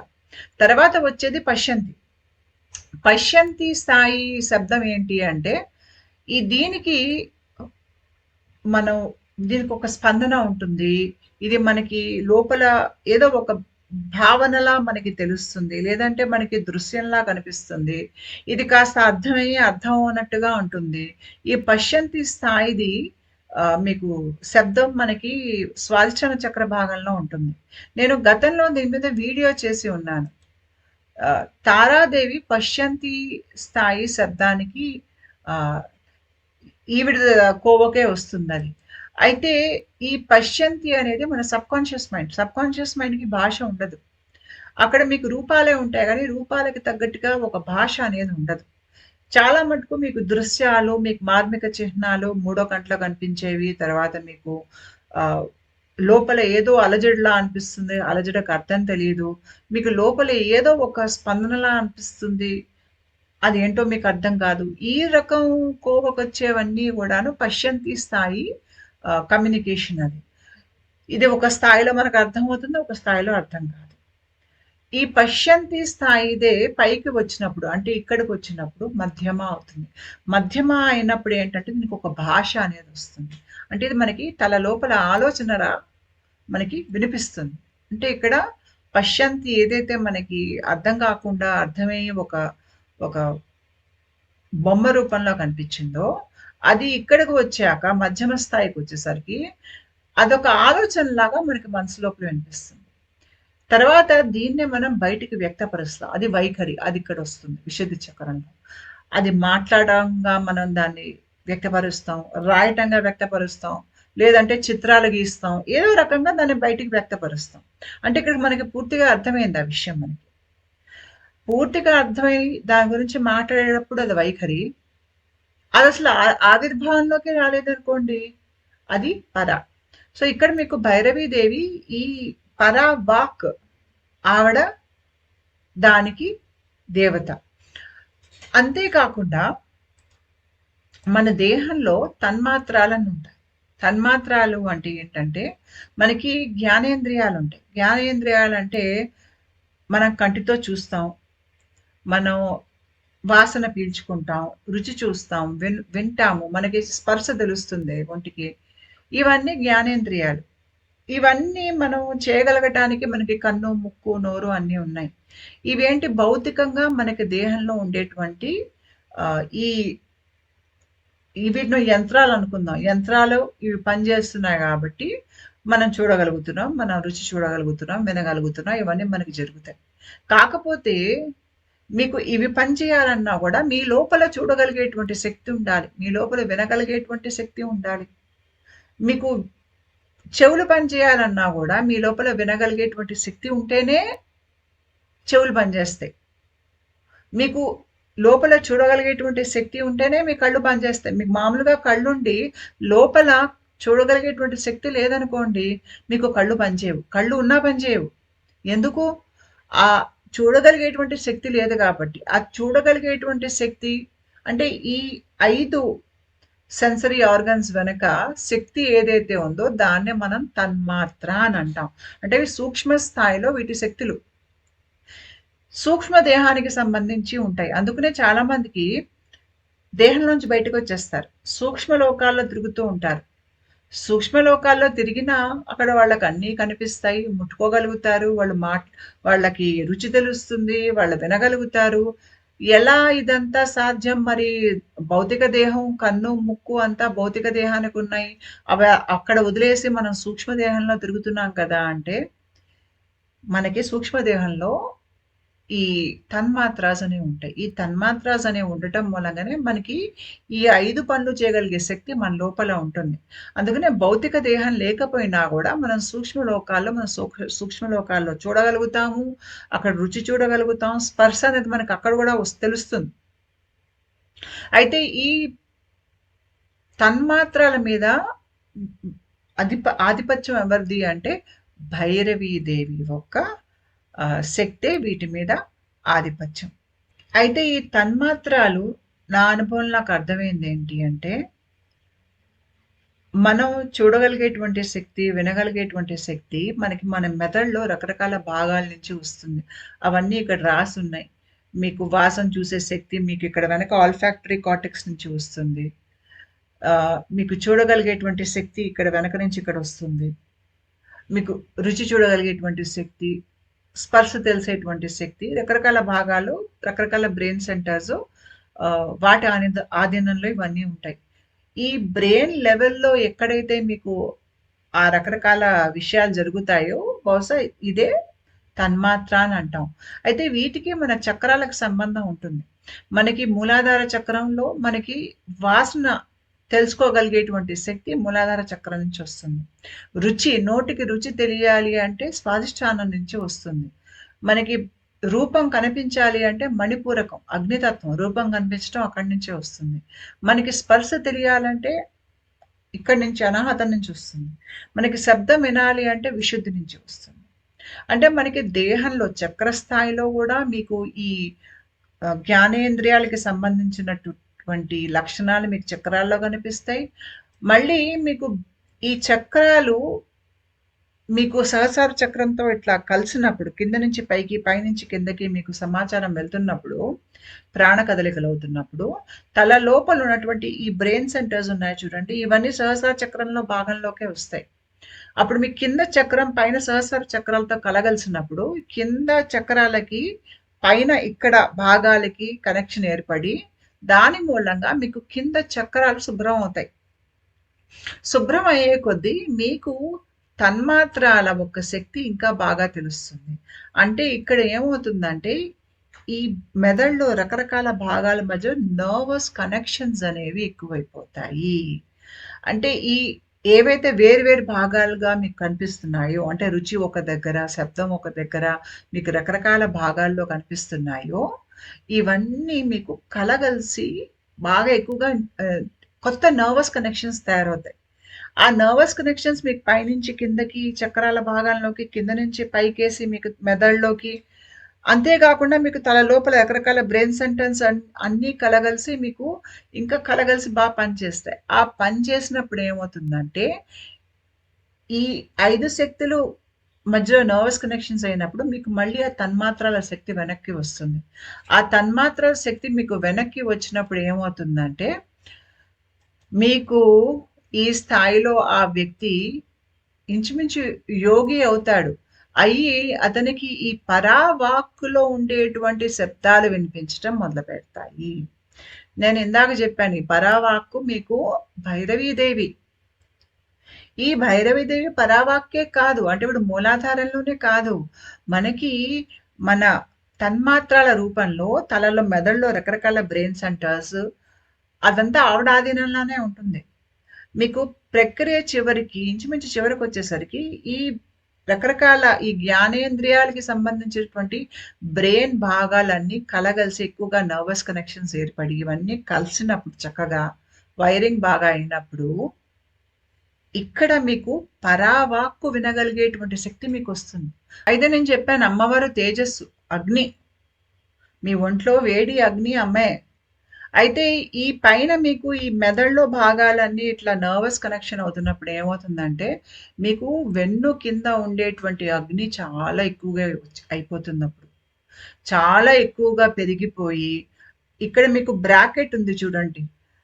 ఇంచుమించు మీకు నాభికి పైన 2 అంగుళాలు, తర్వాత మీకు మూలాధారం కాస్త కింద భాగం వరకు, ఆ మొత్తం మధ్యలో పొత్తి కడుపు నుంచి కింద వరకు వెళ్ళేటువంటి భాగంలో విపరీతంగా మీకు అగ్ని ఆ మూలాధార స్థాయి నుంచి పైకేసి ఇంత అగ్ని రగులుతూ ఉంటుంది. రాత్రిపూట అయితే పొత్తి కడుపు ఎంత వేడెక్కిపోతుందంటే, ఆ పొత్తి కడుపు ఎంత వేడైపోతాయంటే, ఆ వేడికి తట్టుకోగలమా? అసలు అక్కడ కాలిపోతుందా అన్నంతగా వేడిగా అయిపోతాయి అవన్నీను. ఆ వేడి ఎందుకు అవుతుంది అంటే, ఆ వేడిలో అక్కడ ఉండేటువంటి కర్మలు దగ్ధమైపోతాయి. మనకి ఇక్కడ గ్లూటమేట్ అనేటువంటి ఒక హార్మోన్ విడుదలవుతుంది. ఆ గ్లూటమేట్ అనేటువంటి హార్మోన్ విడుదలైనప్పుడు మనకి నరాల్లో వేడి చాలా ఎక్కువైపోతుంది. ఇక్కడ అది అవసరం. ఎందుకంటే మనకి మన ప్రోగ్రామింగ్‌లోంచి మనం బయటికి రావాలి. మనం తక్కువ స్పందన విషయాలు ఇంకా మనల్ని పట్టి పీడించకూడదు.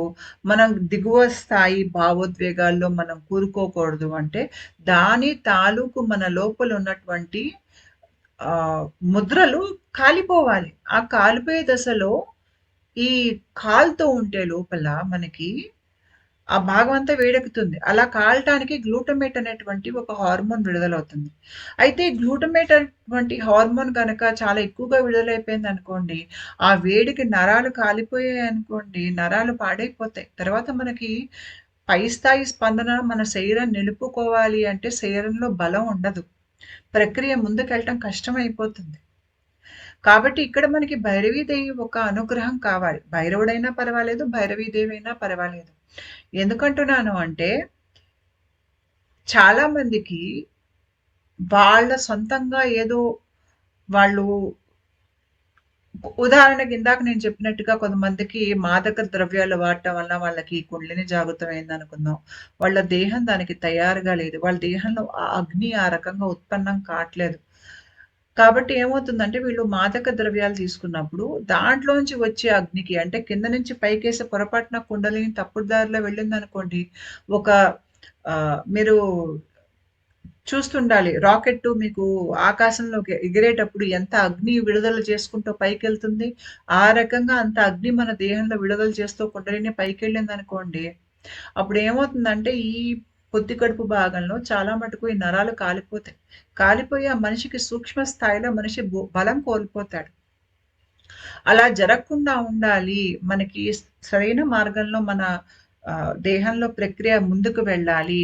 ఒకవేళ మన దేహంలో గ్లూటమేట్ అనేటువంటి హార్మోన్ చాలా ఎక్కువగా విడుదలైపోయి మనకి పొత్తి కడుపు భాగంలో విపరీతంగా వేడి పెరిగిపోయి నరాలు కరిగిపోయేంత వేడి పెరిగింది. నరాలు తెగిపోయేంత వేడి పెరిగింది అంటే, దాన్ని అదుపులో పెట్టడానికి మనకి భైరవీదేవి అమ్మ ఆశీర్వచనం కావాలి. అమ్మ అప్పుడు అక్కడ మెగ్నీషియం విడుదల చేస్తుంది.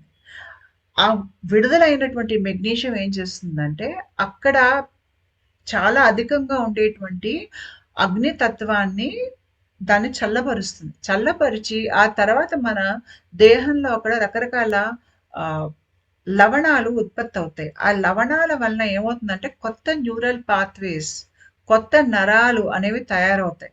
ఈ కొత్త నరాలు తయారయ్యేసరికి మనం ఆలోచించే విధానం మారిపోతుంది. ఎందుకంటే ఇప్పుడు ప్రాణ ప్రవహించటానికి కొత్త మార్గాలు దొరికాయి.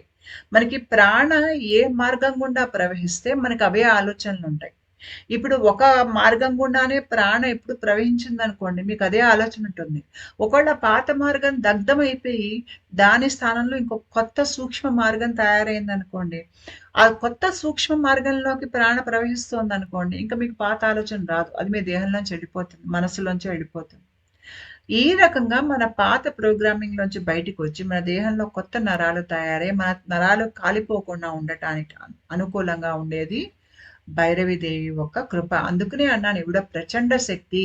ఈవిడ ప్రచండం అంటే విపరీతంగా ఒంట్లో అగ్నిని పెంచేటువంటి ప్రచండం ఈవిడకుంటుంది. అంతే కాకుండా ఈవిడ మాతృమూర్తి గూడా. అంటే ఏంటి దేహాన్ని, మనసుని కాపాడేటువంటి శక్తి కూడా. ఎంతగా అయితే దేహంలో ఆవిడ వేడిని పెంచుతుందో, ఆ దేహంలో ఉండేటువంటి వేడిని అదుపులోకి తెచ్చి, ఆ నరాలు కాలిపోకుండా నరాలని, శరీరాన్ని, మనసుని కాపాడగలిగేటువంటి మాతృమూర్తి భైరవీదేవి.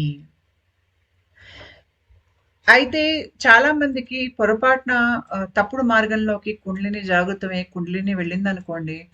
పాపం లేదు అంటే కొంతమందికి అర్హత లేకుండా వాళ్ళు ఏదో ఓ తప్పుడు మార్గాల్లో కుండలిని లేపుకునే ప్రయత్నం చేస్తారు.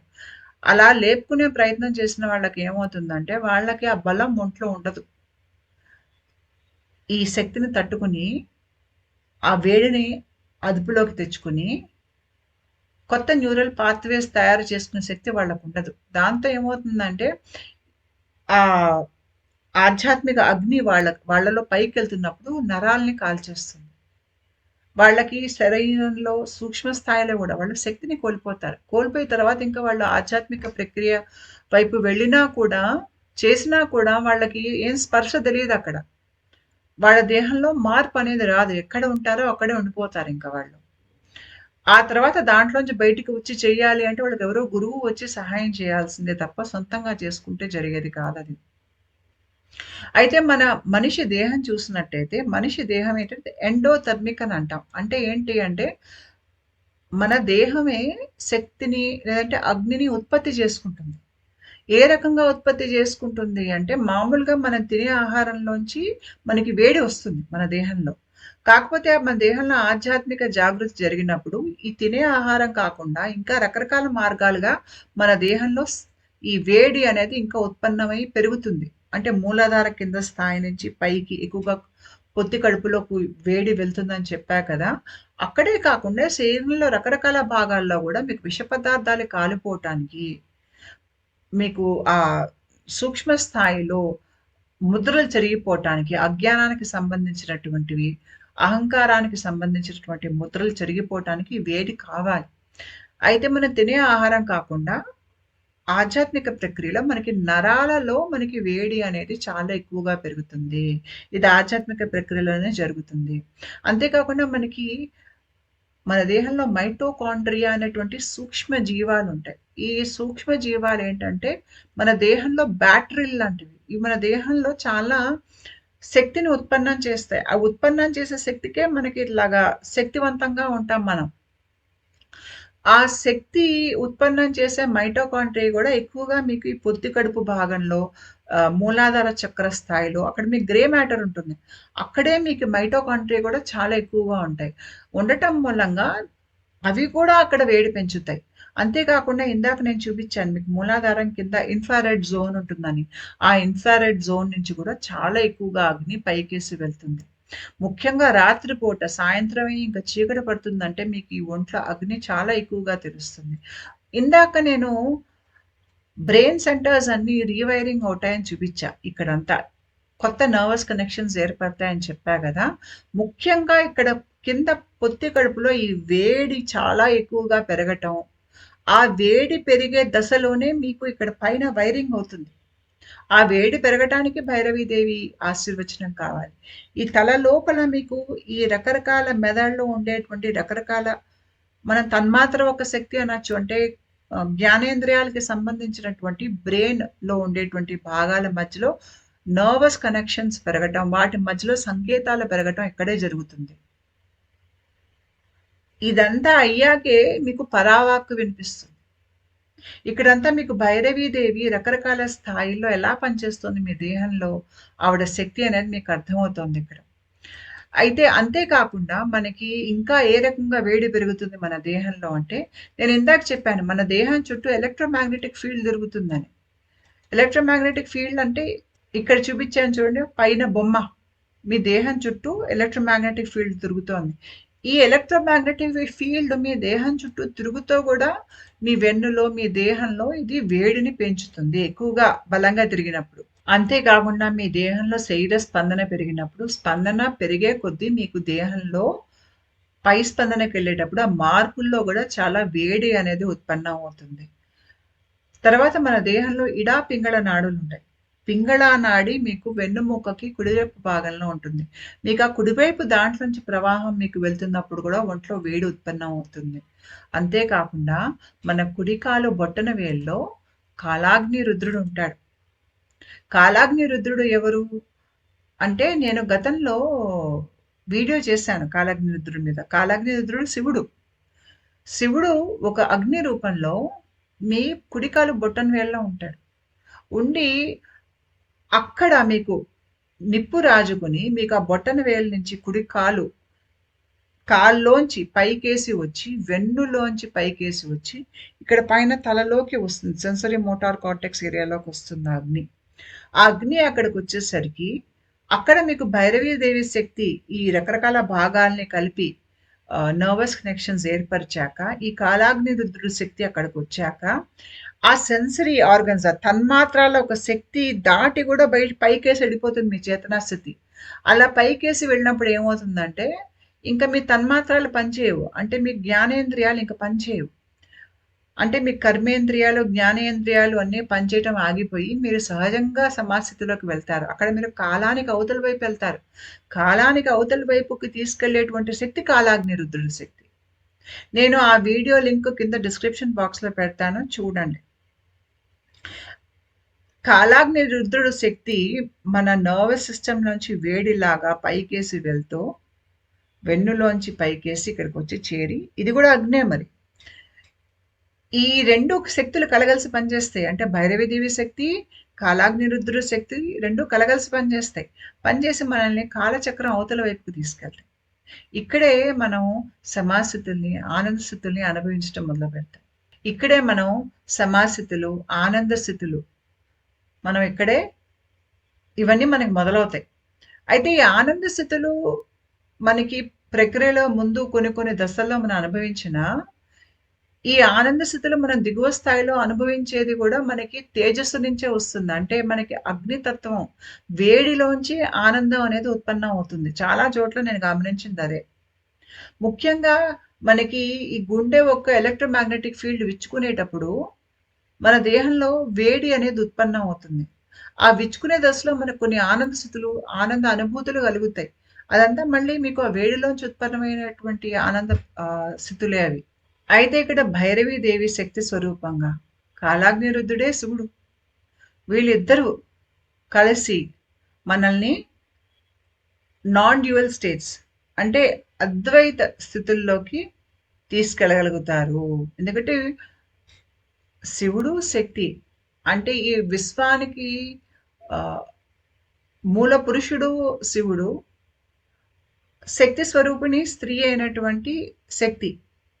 వీళ్ళిద్దరూ వేరువేరుగా ఉన్నప్పుడు మనకి బయట విశ్వంలో మీకు ద్వంద్వం అనేది కనిపిస్తుంది. నేను వేరు, ఇంకొకళ్ళు వేరు అనేది భావన ఉంటుంది. వీళ్ళిద్దరూ ఐక్యమైపోయారనుకోండి, మనం కూడా ఈ ద్వైతం నుంచి అద్వైతంలోకి వెళ్ళిపోతాం. మనకు అన్ని కరిగిపోతాయి. కరిగిపోయి యూనిటీ కాన్షియస్నెస్లోకి వెళ్ళిపోతాం.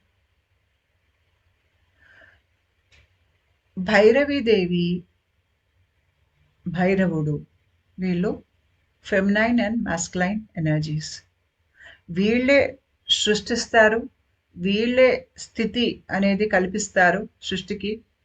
సృష్టిని కొనసాగించేది వీళ్ళే, తిరిగి లయం చేసేది కూడా వీళ్ళే. అయితే ఈ మన దేహంలో జరిగేటువంటి ఈ రసాయనిక మార్పులు, ఆధ్యాత్మిక ప్రక్రియ ఒక్క ఒత్తిడి ఎక్కువగా మన నరాల మీద పడుతుంది. ఎందుకంటే మనకి సూక్ష్మదేహంలో ప్రాణ మన నాడుల్లోంచి కదులుతుంటే అది మనకి ఎలక్ట్రికల్ సిగ్నల్గా మన నరాల్లోంచి కదులుతుంది భౌతిక రూపంలో. ఈ నరాల్లో మనకి మైలినేషన్ అనేది ఉంటుంది. అంటే నరాల పైన మీకు ఒక దాన్ని కాపాడేటట్టుగా ఒక పొర ఉంటుంది. ఇక్కడ ఆ పొర మీకు పసుపు రంగులో కనిపిస్తోంది మొదటి బొమ్మలో. చక్కగా పొర పసుపు రంగులో ఏర్పడి, ఆ రకంగా మీకు పొర మైలినేషన్ ఉంటే ఏంటంటే, మీకు చక్కగా దీంట్లోంచి ఎలక్ట్రిసిటీ మీకేంటంటే చాలా ఎక్కువ ఎలక్ట్రిసిటీ ప్రవహిస్తుంది. చాలా ముందుకెళ్ళాక ప్రక్రియలో ఎంత ఎలక్ట్రిసిటీ వెళ్తుందంటే ఒంట్లోంచి, ఏదో మీరు చేతులు, కాళ్ళు తీసుకెళ్ళి ప్లగ్ పాయింట్‌లో పెడితే ఎంత ఎలక్ట్రిసిటీ వస్తుందో అంత ఎలక్ట్రిసిటీ మీ ఒంట్లోంచి కదులుతూ ఉంటుంది. కాబట్టి నరాలు బలంగా ఉండాలి. తట్టుకోవాలి అంత ఎలక్ట్రిసిటీ మన దేహంలోంచి వెళ్తుంటే అని. కానీ ఎవరికైనా గనక నరాలు కొద్దిగా కాలిపోయాయనుకోండి, వాళ్ళకి తీసుకోలేకపోయారనుకోండి, ఆ రెండో బొమ్ముంది చూడండి. అక్కడ కొద్దిగా మైలినేషన్ పోయింది. పోయేసరికి ఆ నరంలో బలం ఉండదు. ఎలక్ట్రిసిటీ దాని లోపల నింపుకొని, దానిలోంచి ఎలక్ట్రిసిటీని తీసుకెళ్ళేటువంటి శక్తి ఆ నరానికి ఉండదు. నరం కాలిపోయిందని. అది పనికిరాదు. ఇలాంటి నరం గనక ఉంటే, మనం ప్రక్రియను తట్టుకోలేం. మన నరాలు ఆరోగ్యంగా ఉండాలి, బలంగా ఉండాలి. మన నరాలు ఆరోగ్యంగా, బలంగా చాలా విద్యుత్ శక్తిని వాటిలో అవి సరఫరా చేసేటట్టుగా అవి ఉండాలి అంటే మనకిక్కడ భైరవీదేవి ఆశీర్వచనం తప్పకుండా కావాలి. నేను అందుకనే నా మెంబర్‌షిప్ జోన్‌లో గూడా భైరవుడికి సాధన పెట్టాను. భైరవుడికైనా చేయొచ్చు, భైరవీదేవికైనా చేయొచ్చు. భైరవుడికి చేసినా గూడా భైరవుడు మన నరాల్ని కాపాడుతాడు. అదే రకంగా ఇక్కడ భైరవీదేవి చేసేది కూడా అదే అన్నమాట. భైరవీదేవి సాధన ఎవరు చేయాలి అంటే త్రిపుర భైరవిది. ఎవరైతే మొదటి దశల్లో ఉన్నారో, ప్రక్రియ ఇంకా మొదలు కాలేదు, ఇప్పుడు మొదలుపెట్టదలుచుకున్నారో వాళ్ళు, ట్విన్ ఫ్లేమ్స్ వాళ్ళు భైరవి సాధన చేయొచ్చు. అంతేకాకుండా ఎవరికైతే తప్పుడు మార్గాల గుండా వాళ్ళకి కుండలిని ప్రవహించి వాళ్ళకి నరాలు అనేవి కొద్దిగా కాలిపోయాయో, లేదంటే వాళ్ళకి శరీరంలో అంత బలం లేదు, నేను ఈ ప్రక్రియ తట్టుకుంటానో లేదో అనుకునే వాళ్ళు ఉంటారు చూడండి. అలాంటి వాళ్ళు త్రిపుర భైరవి సాధన చేయటం వల్ల చాలా లాభం పొందుతారు. ఉంటానండి. నమస్కారం.